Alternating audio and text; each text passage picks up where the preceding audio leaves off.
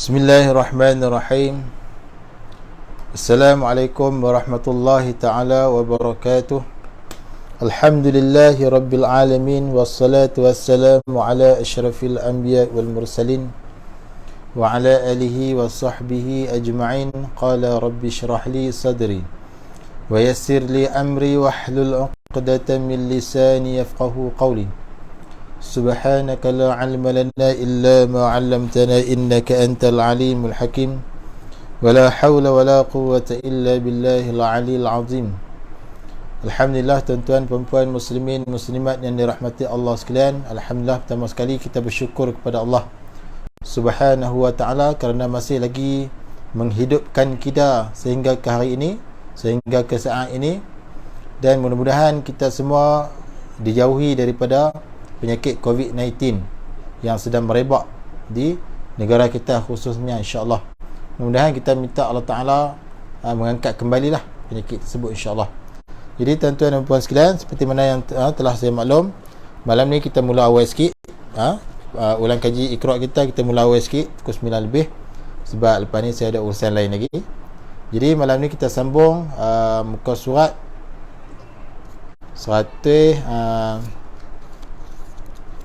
161 nah.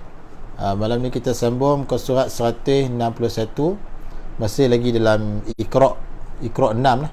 Iqra' 6, baik. Dan masih lagi dalam tajuk cara-cara waqaf. Cara-cara waqaf bacaan. Waqaf maknanya berhenti bacaan. Baik, dia kata di sini matikan huruf hamzah selepas mat. Matikan huruf hamzah selepas mat. Baik, contoh dia. Awliya'a.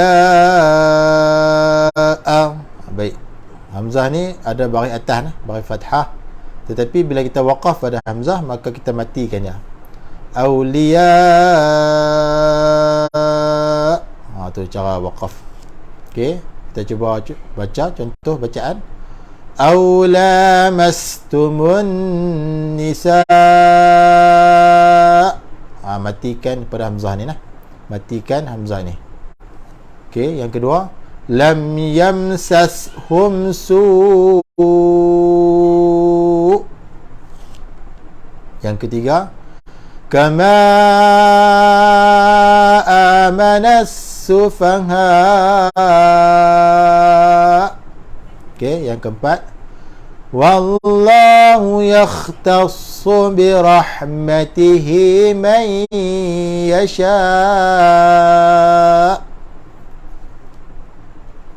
Okey, yang kelima, innama yakhshallaha min ibadihil ulama.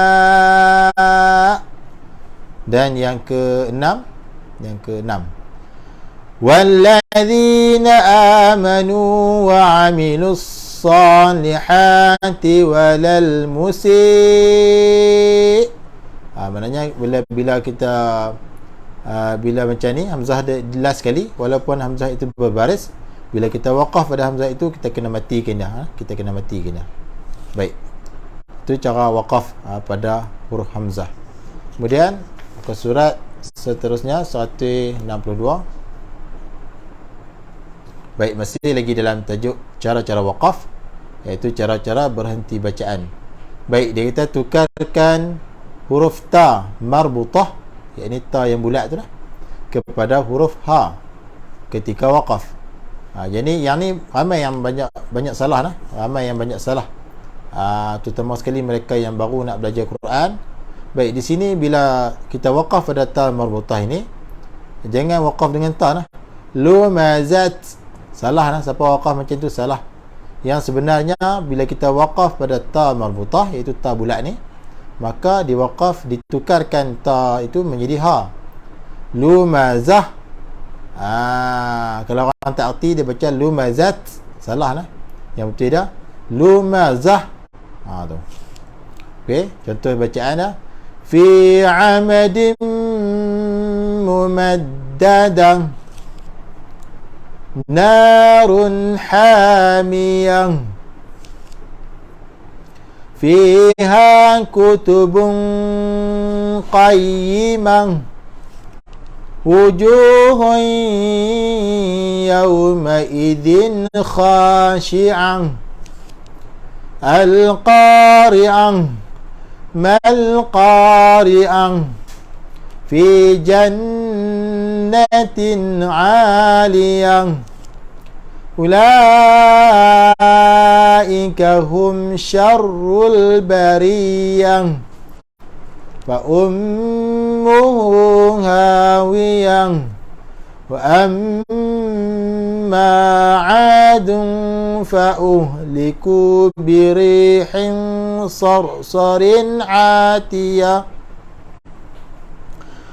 wa amma 'adun fa uhliku birihin sarsarin 'atiyah wa humilatil ardu wal jibalu fadukkata dakkatan wahidah.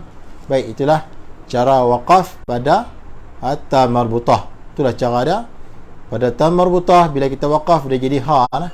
Jadi ha. Jangan kita waqaf ta. Sebab ramai yang waqaf ta lah. Itu salah. Baik. Kemudian kita tengok pula muka surat sebelah 163. Masih lagi dalam tajuk cara-cara waqaf bacaan. Cara-cara waqaf bacaan. Baik, dia kata apabila waqaf pada huruf akhir, apabila waqaf yakni berhenti bacaan pada huruf yang akhir, yang last sekali, yang sebelumnya sebelum huruf last tu, sebelum huruf yang terakhir itulah bertanda sakinah, bertanda mati, bertanda sukun, maka kedua-dua huruf itu dimatikan dan dibunyikan. Sekali lagi, apabila waqaf yakni berhenti bacaan pada huruf akhir, pada huruf yang akhir yang sebelumnya bertanda sakinah, bertanda sukun, maka kedua-dua huruf itu dimatikan dan dibunyikan. Contoh dia di sini ghulfun. Baik, di sini huruf yang terakhir adalah huruf fa, maka kita waqaf pada huruf fa, iaitu dengan kita matikan fa tersebut. Kemudian sebelum fa itu ada huruf yang sakinah, iaitu lam. Lam yang sakinah ataupun lam yang sukun yang mati, maka apabila kita waqaf, kedua-dua huruf ini mesti kena bunyi. Lam sukun kena bunyi, fa pun kena bunyi. Tu cara waqaf nah. Yang ni pun kadang-kadang ramai yang tak erti ni. Kadang ramai yang tak erti ni bab ni. Baik, sekali lagi saya ulang. Apabila kita waqaf pada mana-mana huruf yang terakhir, sebelum dia ada huruf yang sukun, yang sakinah, maka apabila kita waqaf, kena bunyi. Kedua-dua ni kena bunyi. Lam kena bunyi, fa pun kena bunyi. Maknanya huruf yang sakinah tu pun kena bunyi, huruf yang terakhir yang kita waqaf pun kena bunyi. Contoh di sini ghulfun, bila kita waqaf bunyi ghulf, ghulf. Lam pun bunyi, fa pun bunyi. Baik, kita cuba baca. Contoh dari sini, lam sukun ni kena bunyi, mim ni kena bunyi juga. Okey. Ma lahum bihi min ilm. Jangan waqaf pada lam, salah nah. Mim pun kena bunyi juga. Ilm. Rapatkan bibir. Ma lahum bihi min ilm. Baik, tu yang pertama. Contoh yang kedua ni, ha sukun ni pun kena bunyi, lam ni pun bunyi juga, sebab lam ni kita waqaf, kena bunyi juga. Yauma takunu as-samaa'u kal muhl. Dia bunyi tu. Dia tak boleh muh. Kalau kita waqaf pada ha saja, seolah-olah kita buang lam ni, tak boleh. Dia kena kal muhl. Ha kena bunyi, lam pun kena bunyi. Tu cara dia. Dan yang ketiga, ha kena bunyi, nun pun kena bunyi nah. Wa takunul jibalu kal'ihn. Tu susah sikit nah. Bab ni susah sikit, sebab tu ramai yang tak betul nah. Bila waqaf macam ni tak betul, sebab dia tak faham. Wa takunul jibalu kal'ihn. Ha bunyi, nun pun bunyi. Baik. Okey, contoh yang keempat. Ain pun bunyi, dad pun bunyi ya. Wa idza khala ba'dhum ila ba'd. Huruf ain pun bunyi, dad pun bunyi. Okey, seterusnya sad bunyi, fa pun bunyi nah. Wa in kanat wahidatan falaha nisf. Tu. Jangan nisfu. Jangan jelas sudahlah. Baris fa ni jangan bagi jelas. Cuma kita bunyi sedikit saja fa ni. Nisf. Tu payah sikit lah. Payah sikit. Tapi payah tak payah pun kena waqaf macam tu lah. Tapi kalau nak mudah sambung. Sambung mudah lah. Tapi kalau ayat tu panjang kena waqaf lah. Okey, yang ni pula. Contoh di sini. Sad pun kena bunyi, ra pun kena bunyi lah. Wal asr. Jangan waqaf pada sad sahaja. Wal as. Salah lah. Seolah-olah kita buang ra tu. Tak boleh. Sebab terjemahan dia wal asri demi masa. Kalau kita buang ra, jadi demi apa? Tak tahu demi apa. Wal as. Salah lah. Dia kena bunyi ra sikit. Wal asr. Baik, yang kedua. Innal insana lafi khusr. Sin kena bunyi, ra pun kena bunyi. Baik, itulah sedikit sebanyak kaedah cara kita nak waqaf bacaan. Kadang-kadang baca Quran tu boleh dah, tapi nak waqaf tu pula tak erti. Jadi kena belajar, kena mengaji lah. Baik, jadi sekadar itu dulu live yang secara ringkas ni. Baik, mudah-mudahan semua dapat faham. InsyaAllah kita bertemu pula pada malam esok, lebih kurang pukul 10 lah malam esok insyaAllah. Baik, jadi yang baik itu daripada Allah Subhanahu Wa Taala, yang kurang dan yang lemah itu daripada kelemahan diri saya sendiri. Baik, jadi aku liqauli hadza wa astaghfirullahal azim li wa lakum. Assalamualaikum warahmatullahi wabarakatuh.